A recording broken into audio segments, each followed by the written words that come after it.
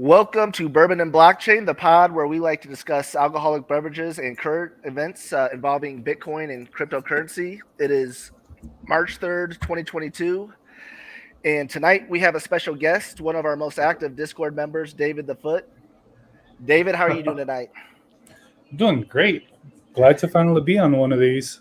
Now, it is a tradition for us to start the pod out talking about alcoholic beverages. Are you drinking anything tonight?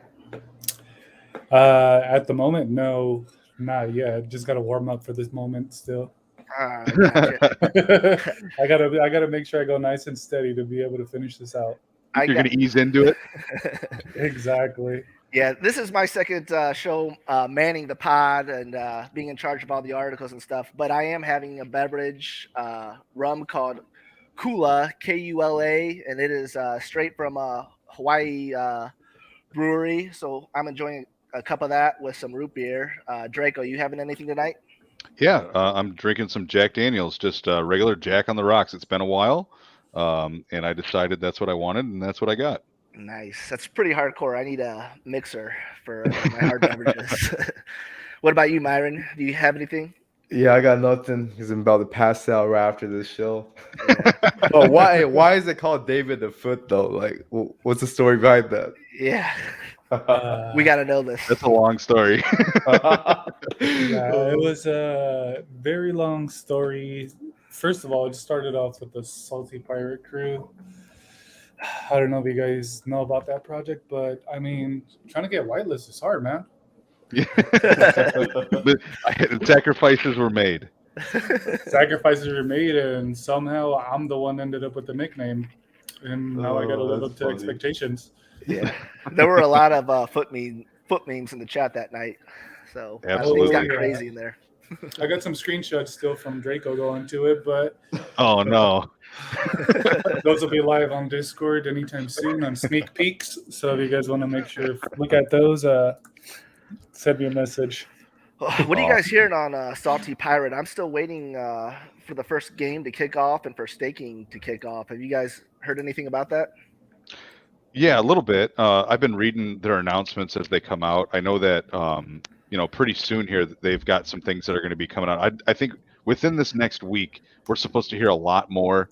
And they've been pretty darn active on their Discord. And I know that some of our members like Rosie B and Nari and Tweet Freak and those people, they've been really active in there as well. So I'd like to get some updates from them, and maybe we can get those updates in the Discord as well.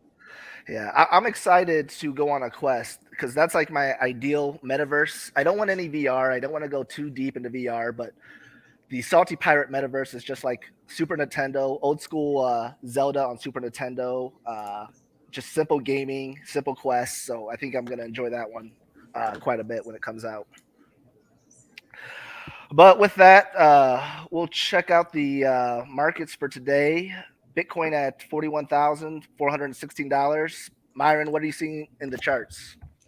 Well, it was doing well. I think most people were expecting a pullback to the 42,000 range. It was doing well, holding right there. Then, of course, this news came out that Russia is like sending missiles and nuclear plants were firing at nuclear plants. Of course, that dropped the market and, of course, dropped the future. Now it seems like it's recovering a bit.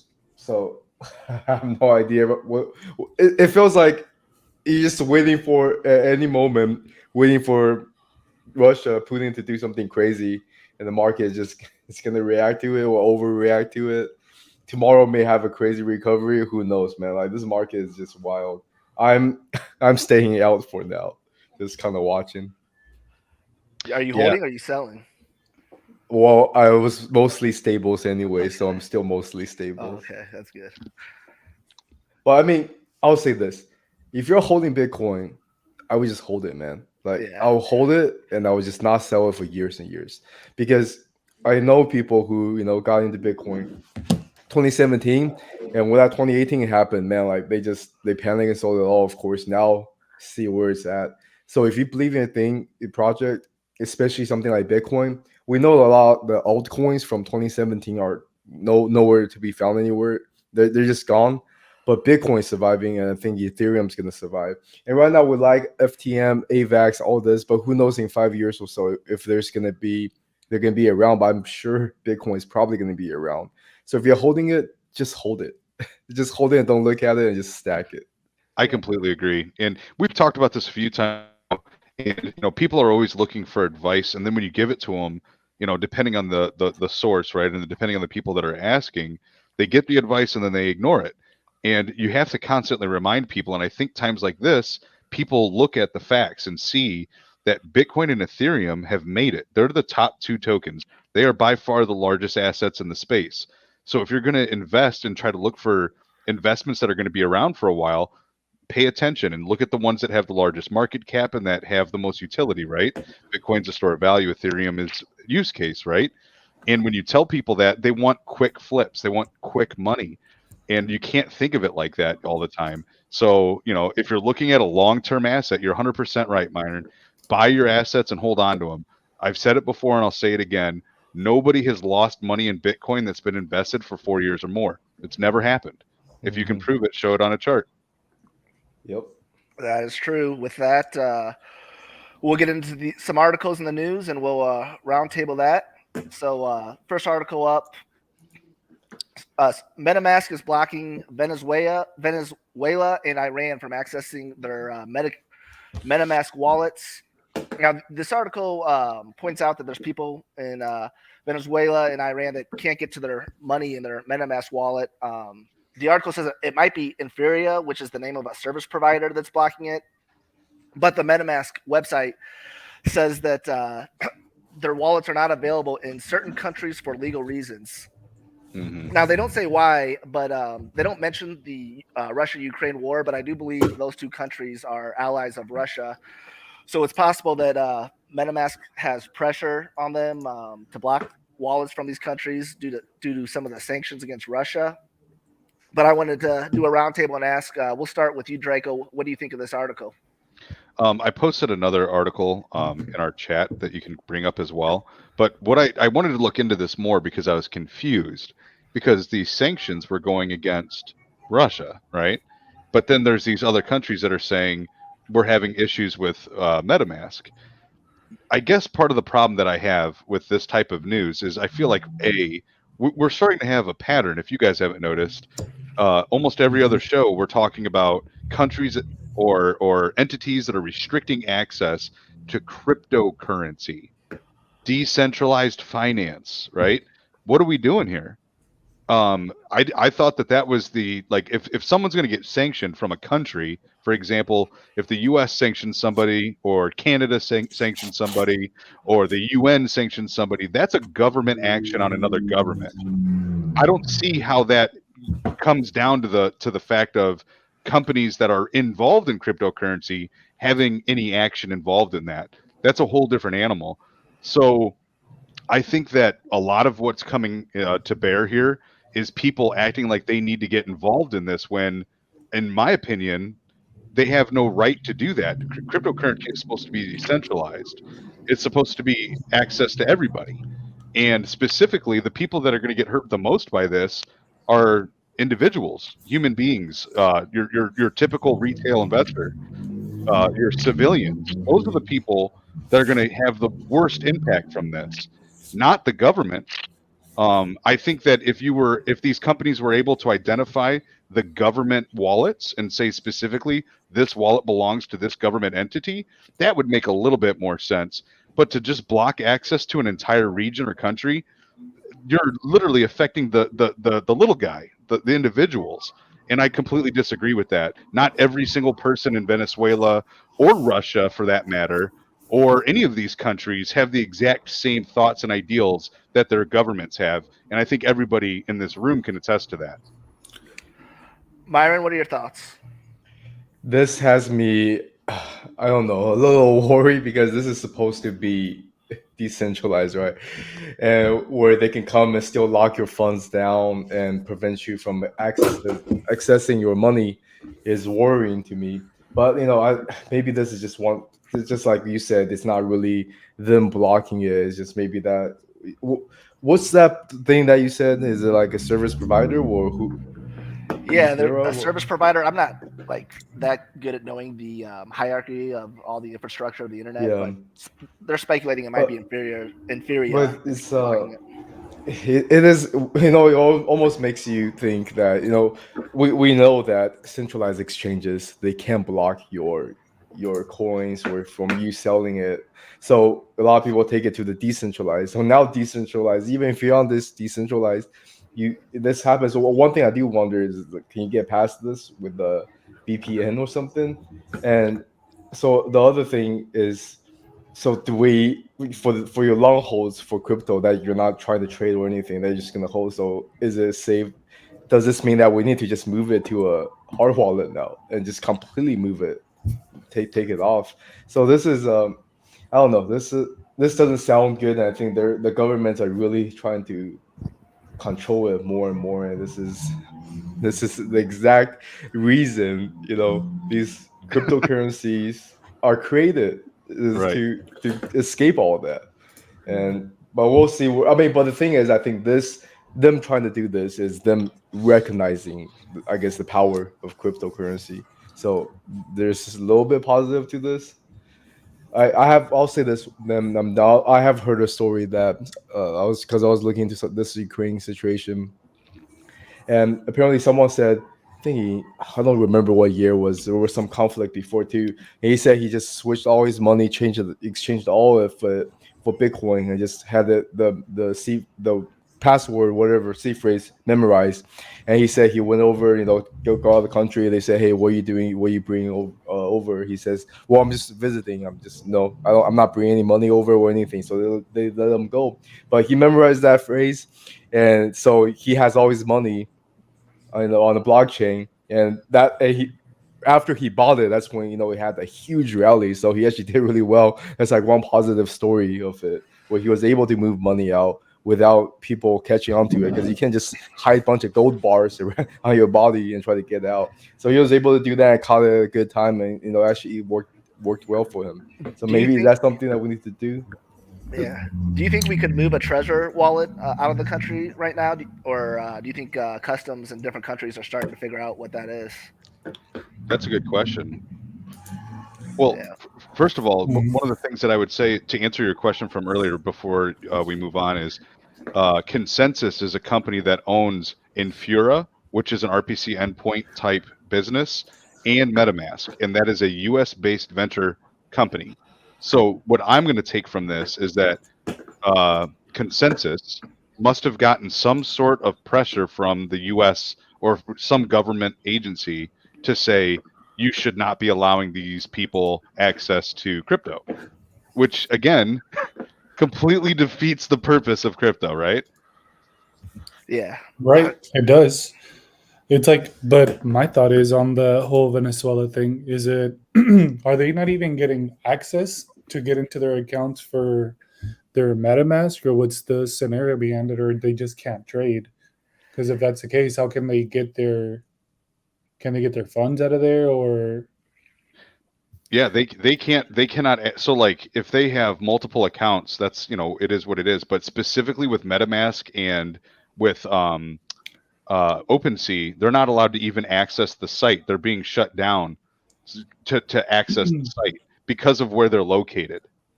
so, I mean, it sounds like a VPN wouldn't hurt to just try it out. He's like, what's the worst thing that could happen? They still don't get access. Right.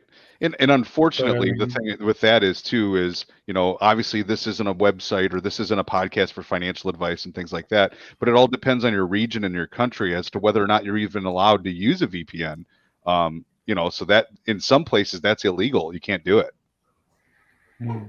yeah, especially with a country at like third world country like that, it's Yep. a little more difficult for you to get access to something like that. It's not announced, or it's not something that pops up on your ads as scrolling through websites or such. Yep. So we'll jump to the next story.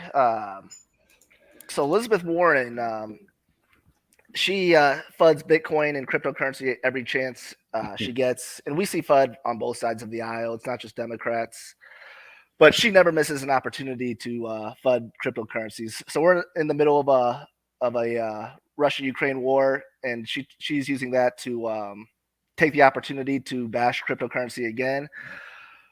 She's saying that we need more regulation because Russia is using cryptocurrency, Bitcoin, or whatever to bypass the sanctions. We'll start with you this time, Myron. What do you think of Elizabeth Warren's latest crypto FUD? Man, she fudged everything that I think we like. And she was hugely against Elon Musk as well, I think, saying that he doesn't pay taxes and things like that. And that's when he did the Twitter post like, should I sell my Tesla shares? So it's like all these, it's crazy because it's like all these people I feel like that doesn't understand crypto that much are coming up against it. And it's just like, I think a couple of weeks ago, we had that article of Charlie Munger coming in and flooding crypto and calling people who invest in cryptos as vermins. It's like literal scums. And so I really don't see a complete ban. I don't know if they can really, completely ban this, but I wasn't a huge fan of her before. This now I'm even not more so not a fan of her. I don't really see this going anywhere. And they're saying, oh yeah, because it's used for illegal things like that. But she doesn't mention that hey, people are sending funds. I think there's like some airdrop issues with the people donations to Ukraine. But hey, people also, this is an easy way for people to get money over there if they really want to help. So they only mention the bad stuff. And I think one of the huge argument they have is always used for a lot of illegal stuff. Well, the dollar is also used for a lot of illegal stuff. So what you gonna ban the dollar? Well, maybe they will ban the dollar and we'll just have a digital dollar and everything's under the control. That's their ultimate goal. But I don't really see this and really going anywhere for now. Just people, just a fodder. David, you want to jump in with some thoughts? Yeah, I mean, what can we say about Elizabeth Warren that isn't already known?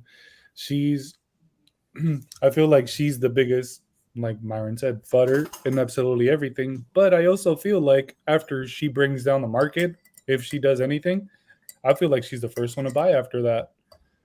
There's just that's just what people with a huge following do. They create a big scenario and make it all seem bad, like pull your money out now, so everybody else can jump in. Drago, what are your thoughts? Well, I'm going to use some labels here, and I try not to use labels very often, but I think in this case I'm going to do it. So, specifically with Elizabeth Warren, I think that she's a whiner. I think that she's a liar, and I think she's out of touch. She whines about everything that she can't control or benefit from. And you look at her track record. That's what she does. She's a liar. Look at what she said, during her political campaigns, and that that she was a Native American Indian and all this other stuff. She just lies. She just says whatever's going to benefit her at the time, and she's out of touch. She doesn't know anything about cryptocurrency, but she has a lot of opinions about cryptocurrency. And honestly, there's a lot of people like this in politics, and this stuff needs to be called out more often. And people do call her out. She just doesn't care. And I think that you were 100% right, Myron. Physical currency or fiat gets utilized for unlawful activity more than anything. It's really, really hard to track, fiat unless you already have copies or know where the source is from, which is very rare. So to say that, to finally come up with with something that she can actually point her finger at and say Putin is going to use this to evade economic pain, right? Okay, finally you might have found a reason or something that you can point at, but you've been trying to do this forever. So it's almost like the boy who cried wolf, where people are going to stop listening to you. So again, I think that this is constant. This will keep happening, but I think when you look at the all of the arrows, what it's going to point to is what does not benefit me and what can I not make money on, what can I not control, and that's what I'm going to hate the most. And that's constantly what she does. Yeah, and another thing is, isn't the current like Bitcoin market or the total crypto market cap like $1 trillion? And most of that market, I'm sure the majority of that market is U.S. investors. It's 2 trillion for the whole market cap is right around 2 trillion. Yeah, so it seems kind of heavy-handed to want to ban cryptocurrency to get back at a country that hasn't attacked us yet. I mean, you're gonna, impoverish all these investors because the war is a horrible thing, but at the end of the day, it would just cripple our economy at this point because so many people, so many middle class people and people in poverty are invested in Bitcoin. It would just make that situation so much worse at home. Mm-hmm. But with that, we'll move on to the next story. And this is kind of late breaking. This was on the Coin Market or CoinDesk a couple hours ago. So China is in the third phase of testing for digital yuan trials. So after banning Bitcoin mining earlier in the year, they are getting very close to rolling out the digital yuan, which will be used also to get around sanctions. I don't think China's been sanctioned yet, but after seeing what happened to Russia, they're not wasting any time in getting their own fiat currency moved on to the digital coin platform. David, we'll start with you. What's your thoughts on China moving to a digital yuan? I mean, to be honest, I think it's a great starting point for the remainder of crypto. If you think about it, I feel like the country itself, it's going to be, my personal opinion, like I feel like it's going to be helping out a lot to kind of help the process of crypto become more used by everybody else, not just the small percentage that we are now. So the more people are getting into digital currencies, the more it's going to help other projects grow as well. Draco? So again, I'm always looking at the positive and the negatives, right? And I agree with you. I think it will bring more funds into the market. But on the negative aspect of it, I think that this is the first country that it's going to try to do this, and it won't be the last. The US has talked about doing it as well. And there's only one reason behind it. And the reason is, how can I make more money for my country and me and my constituents and fill our coffers and control cryptocurrency? How can we accomplish both? Well, we force our populace to use our crypto, and that's it. So if you say the next thing that you're going to hear is that, if you want to onboard and offboard, on ramp, off ramp, any type of crypto, you have to use our native token because that's our yen. That's what we recognize as a currency. So every dollar you put into this, we get it. We have control over it. And that's what I see this doing, specifically for this use case. As long as we understand that and categorize that as what it is, then it is what it is, and we know that, we recognize that. But it has to stay as that. If we allow it to branch into other parts of crypto, it can start to destroy crypto, just like these other things that are going on, right? So we have to be careful because if we allow that to branch out into other types of investments and other tokens and other DeFi, this could literally ruin cryptocurrency as a whole because now it's becoming controlled by governments. Yeah, I agree. And Edward Snowden made a point to say that the weakness in crypto right now, he said this a couple years ago, but the weakness in crypto, and it's still the weakness, is there's a choke point with the central exchanges. As long as they control the central exchanges, as long as you need a fiat on ramp, off ramp, then the government's still going to be able to control cryptocurrency until we get to a point where people are actually exchanging crypto for goods and services without going back to fiat currency. The government's going to have quite a bit of control over it. Myron, what's your thoughts on the story? What China wants to do is they want to track everything and know where all your money is going to. So even now in China, all your bank account is tracked, and if you move too much money, they're gonna actually literally come and ask you questions of why you move this much money. It's extremely hard to get the money out, and for the most part, China is cashless society, and you can go on the, for example, farmers market there, and the 80-year-old grandma won't take cash. She'll just be they have an app called WeChat, and they'll just say, "Hey, just WeChat me it." The money. It's like, so basically it's you go to a restaurant, you order, scan the QR code, and you order from there, and you pay with the WeChat app. So they don't touch money anymore. But with this comes the fact that every single thing is tracked. Every single if you buy a car that's too nice, they start coming to ask you, it's like, hey, you make this much money and this car is this much, how did you make that? But with this digital yuan, is what we've been talking about. I think it's what we've been scared of, is that when crypto is made to be decentralized, with the digital yuan, it's gonna make it centralized, and not only centralized. Oh yeah, sure. People say, oh, it's be convenient. I don't have to carry cash around. Sure, but every single thing that you buy and sell will be tracked.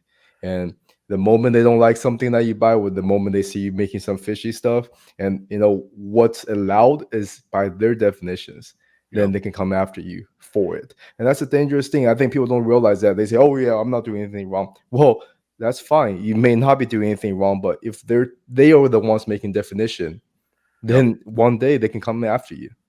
And I don't like this. I think I know the countries are going to do it because, Smokey, I think we talked about this before, that eventually the government is going to take control of this crypto thing that's supposed to be good, supposed to be for the people, and make it centralized completely, in which society will be completely tracked. Everything. Yep, I agree. Rahm Emanuel famously said, never let a crisis go to waste. And it looks like with this current crisis of the Russia-Ukraine war, all the governments are using it. We're seeing Russia, we're seeing China, and the USA is going to do it too. They're all making their centralized cryptocurrencies. And I do agree with you, Myron. It is going to be used to, they're going to try to make it so that they can track as many purchases as possible. So. Yeah, and I would like to say two quick things about what you said, Myron. Number one, I think as investors and as just human beings, and I'd like to hear your opinions in the chat. I think that we take the path of least resistance too often. And I admit it. And I do the same thing. I'm not trying to say that I don't do this. For example, I'm not a big fan of Twitter, but I use it. I'm not a big fan of YouTube, but we stream on it. I disagree with a lot of the things that they do, but it's a good way to reach audiences. It's a good way to communicate, right? So we take the path of least resistance because it makes our life easier. But sometimes we have to put our foot down. And I think in this situation with crypto, if people don't put their foot down, we're going to lose control. And the control will go right back to where it started, right back into the hands that we didn't want it into. And the second point that I wanted to bring up was, you are 100% right, Myron. Once somebody that's in control doesn't like what you're doing, they're gonna let you know about it.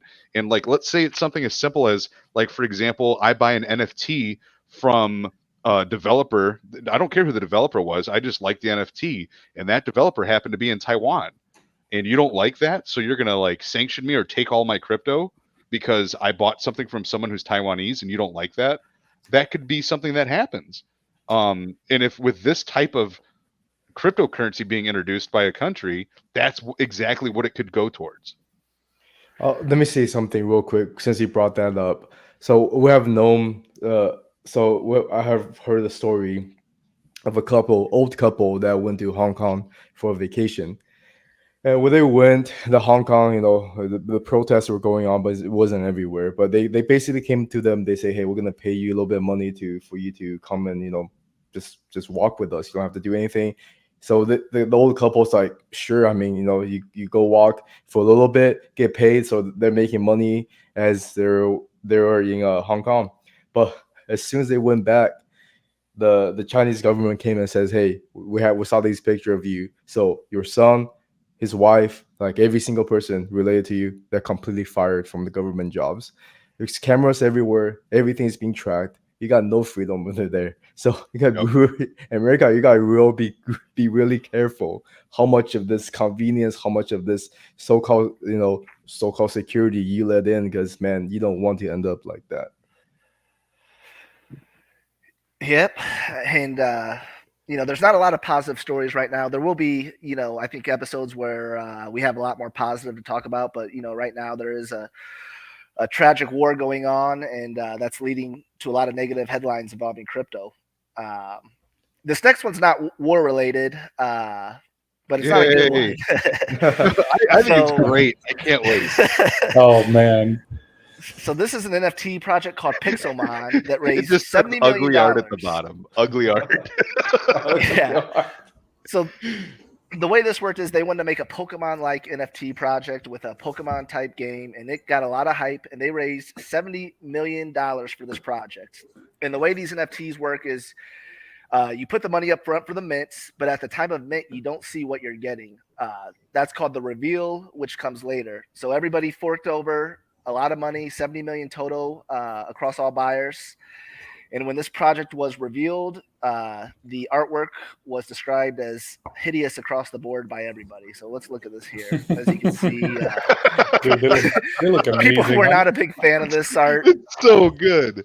I don't know. Each of this sold for they sold for 3 ETH. Okay, so this this is what Is that floor price at the moment? No, that's how much people bought it for during the Dutch auction. Yeah, Oh, so it was no like a reverse way. auction, and they started at 3 ETH and sold out instantly, pretty much. Oh, man. Yeah. You guys just don't understand it. It's contemporary art, man. It's art. You don't even know, bro. I'll be honest, like I don't always understand art, like the cyberpunks or whatever. I didn't really get that. I mean, it wasn't ugly, but it was very minimalist, and people paid a lot for that. But yeah, this it doesn't look like it takes a whole lot of talent to make these. Apparently, one guy didn't even get anything. Like when he opened up when he revealed it, it was just grass. Like there was nothing. And he's like, dude, can I at least Is that get a 1 out of 1? Yeah, I guess, One of one, man. baby. Yeah. The invisible one. Somewhere there's Oh, somebody man. sipping wine right now, explaining to somebody else why this is worth Yeah. 3 ETH. You know, Oh.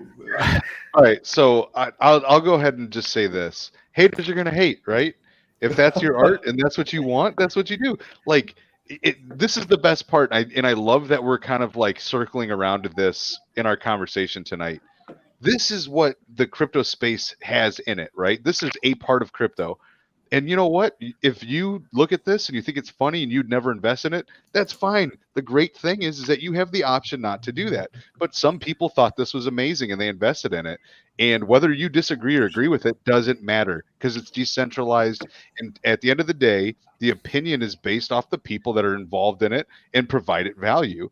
So, I think this is a good example of, hey, I might not like it or agree with it. I think it might be stupid or awesome. It doesn't matter. It's crypto. Yeah. But since then, Absolutely. it dropped 90%. The value, I think right now the floor is like 0.4 ETH. Oh, Well, yeah, the floor price is at 0.3, but if you look at the transactions that happen, I'm actually pulling it up right now. There was one that sold an hour ago, which is that it just sold for 5.3 ETH. So The $15,000. one, the really ugly one, they call it Kevin, and that one is actually people are selling it. The one that you have up. But yeah, okay, it literally just sold. I'll say That's something. crazy. I'll say something that's kind of scummy for the guy who did it. Well, okay, first off, Pixelmon is like a mod in Minecraft, I think, that you can play for free. So he wasn't even imaginative in that aspect. Secondly, he bought a bunch of art from freelancers and things like that who they said, hey, I didn't even know they were making NFTs with my art. So he just paid a little bit of money, got the art, and some of the art when he showed it actually looked pretty good. I think right there, yeah, those there. If you go back, Smokey, to the previous thread, he has a few. oh no. He has a few pictures of what the art is supposed to look like. yeah, It looking at it actually right looked now good. like this. So- And there's also a gameplay video that came out, and that looked pretty good, but also that wasn't. I didn't real. know all that. Yeah. So this guy is like early 20s, but like 20, 21-year-old. So it's not a full rug, but it's just a guy who hyped this. This was one of the most this is hyped what you thought you project. were getting, huh? Yeah. This is what you thought you were getting? Oh my! This- those This is the memes are online like dating photo, and this is what happens Yeah. when you show up. expectation v reality, right? Like, and then you put them next to each other, and this is what you get. So he did Oh. kind of, I guess you can call it scam or deceive the investors because he showed the thing. But now he's saying, hey guys, these are placeholders. It's not what it's gonna look like. That's what I would say. Yeah. Absolutely. Now I'm gonna take I the mean, money. he's got the money to pay for real art now. Yeah, that's what Exactly. he said he's gonna do, and he's gonna use the money to actually make a real game and so on. But the thing is, okay, but you just gave $70 million to a 20-year-old guy who has no experience in this field, that's struggling to even know who to hire. So there's that part where it's like that's not really okay. Yeah. This is the anime metaverse they were promised. Is this supposed to be part of the same project? No, Looks like no, it no, is. no. Okay. Wait, It's Yeah, I saying don't know. Pixelmon Anime Metaverse. So No, it I looks don't- like it's just kind of like a partnership type of deal. okay, this isn't Hey, as look, bad. It that looks like looks this is what good. they were going for. No, huh? yeah, Like that's a what they were trying to Minecraft show. type design. But it's nowhere near that because he just bought that off of people. Oh my gosh. Yeah, it definitely looks like a disaster. People did not get what they were expecting at all, and we have not seen one. I'm sure there's been other disasters this big. There's probably been a lot in crypto, but I mean, if you look at what actually came out, it's pretty funny. It's rough. It's rough. Yeah. Yeah, I mean, but again, like this kind of circles back also to some of our other things we've ever talked about. Is there's projects that are good and bad out there, and unfortunately, there's going to be bad stuff that goes out there, right? So, oh my god, Even like the last ones, Yeah. I That don't know one, what man, happened. that's a classic now. oh my god, yeah, I want to make that my avatar. That Yeah. one, that's the one I need. Oh, all right. Maybe, That's- that's maybe the it'll be one of those face- things where it's so bad it's good and they That's recover. people's face when they found out the art looks like this. Hey, Oh, you know man. what's funny? I'm actually looking at the project now, and I'm thinking about picking one up or two. no, get out of here, What boy. price is This bear is kind of awesome. Put your foot in your mouth. Oh, I see what you did there. Hey, hey, have you guys heard the rug Balloonsville? So Mm. Balloonsville was on Solana, and they rugged, but they said they start calling out Magic Eden, and they were just like calling them out on Twitter. It says that Magic Eden, you guys asked for IDs, we didn't want to give you. You still let us, use your platform because you're greedy. You just want the mint percentage that we get. So they were calling out the Magic Eden. So it was an actual rug, and it dropped to like 0.1 or something. The Balloonsville. So, but the thing is, there was so much drama about it. Magic Eden's like, I guess we'll pick up the project. So he unrugged it, and it went from like 0.1. I think it went back to like 5 or 10. I don't know where it's at now. But so the project rugged, Magic Eden unrugged it. So who knows? He has $70 million. Maybe he can hire someone to come and fix this game. But right now, it's just straight up gamble now. Do you think that this was like an elaborate troll, or is this just botched art? No, man, like this gotta be just some greedy money grab, I think, by a young guy. Because it wouldn't be that hard. I mean, if you have $70 million, you could get a lot of good artists. But I mean, Yeah. if I give you $70 million right now, and you don't really know this field, like who are you even gonna hire? Right. Right. You need to have some sort of connections or Yep. people in general to even get you to the right place. Well, can't you just have any artist make a JPEG piece of art and then you just turn it into the NFT? Get a dev to turn it into an NFT though, or Yep. Yeah, but I think part of the story here is that these people who invested in this to give them the $70 million did not know that this was a placeholder. They assumed they were getting what was advertised. So, I mean, at the end of the day, this guy better hope that this, when regulation comes, they don't look at this as false advertisement, you know what I mean, and all that type of stuff, because people could be trying to sue him and say, this isn't what you said I was going to get. oh yeah, This is straight up false advertisement, though. Exactly. oh Look at yeah, that for guy. sure. I mean, And let's- if you ugly look drop. at the NFTs, like a lot of them doesn't even have anything. For Pokemon, there's kind of a theme going on, right? Like for this, you're like, dude, what's the theme? It's just like a bunch of random looking, terrible looking art. that's what they That one's wanted, pretty I cool think. though. I like that Yeah, one. that's like a Yeah, but Minecraft. that was before the drop. That's like Yeah, this is their the good advertisement. one. So, Yeah. well, yeah, and that wraps it up for all our topics. Does anyone else got anything they want to talk about before we wrap this up? No, because I want to end on a high point, not on a negative point. Well, so that the next time David comes, he's gonna have that zombie-looking guy as his PFP, and we know he paid 5 ETH for that. No, I'm gonna get it on sale. I'm not gonna pay that much. Probably 4. Yeah. Oh no. All right. Well, with that, we will close this show out, and we will be back Monday at 8:30 p.m. Central Time. And we look forward to chatting up crypto again. Hopefully, there'll be some better headlines by then. Oh yeah, there will be. Hopefully the everything just kind of chills out, but I think that we're all hoping it chills out. Everybody wants everybody to be happy and safe. So, everybody have a good night, and we appreciate you guys coming. Thanks for all the comments in the chat. All right, everybody. Good night. This is Smoky Mountain and Bourbon-n-Blockchain signing out. Good night. Good night. All right. Good night, everyone. Night.